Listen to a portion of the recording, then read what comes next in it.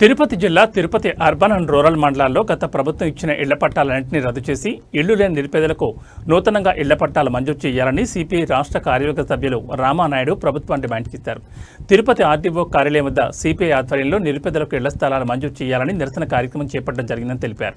ఈ సందర్భంగా రాష్ట్ర కార్యవర్గ సభ్యులు రామానాయుడు మాట్లాడుతూ తిరుపతి అర్బన్ మరియు రూరల్ ప్రాంతాల్లో ఉన్న ఇళ్లు లేని నిరుపేదల కోసం 35,000కు పైగా గత ప్రభుత్వం ఇంటి పట్టాలు మంజూరు చేసి పేదల నివాసానికి ఉపయోగం లేని ప్రాంతాల్లో సుమారు 35 కిలోమీటర్ల దూరంలో ప్రభుత్వ లేఅవుట్ వేసి ఇళ్ల స్థలాలు కొంతమందికి చూపించారని, కొందరికి పట్టాలు మాత్రమే ఇచ్చారు.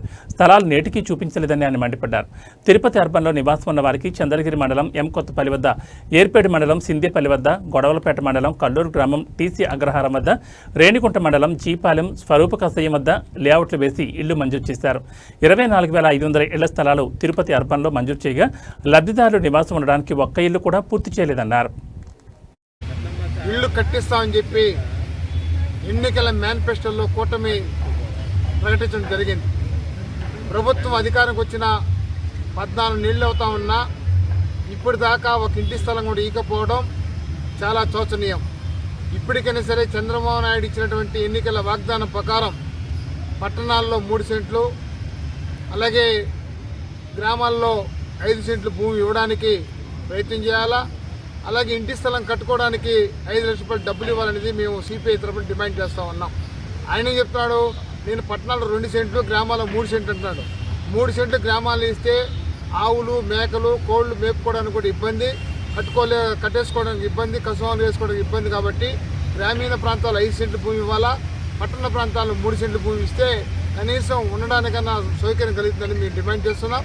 ఇప్పటికైనా సరే చంద్రబాబు నాయుడు ఇచ్చిన వాగ్దానాన్ని అమలు చేయాలి.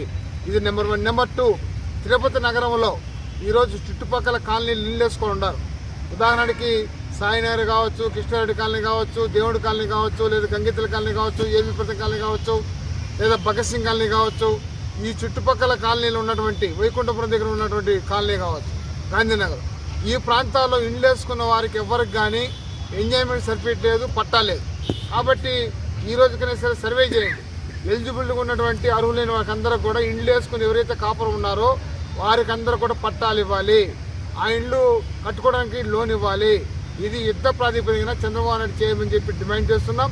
ఇది చేయకపోవడం వల్ల మీ ప్రభుత్వానికి బీటలు వాళ్తాయి.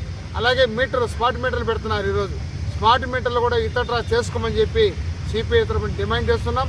చేయని పక్షంలో ఎవరైతే తిరుపతి నగరంలో ఇల్లు వేసుకొని కాపురాలు ఉన్నారో వారితో మహా ఉద్యమాన్ని సిపిఐ నాయకత్వం చేయడానికి సిద్ధమవుతున్నాం. ఉంటే ఇంటి స్థలం ఇచ్చిన పట్టాలో ఉంటాం, లేదా జైల్లో ఉంటాం.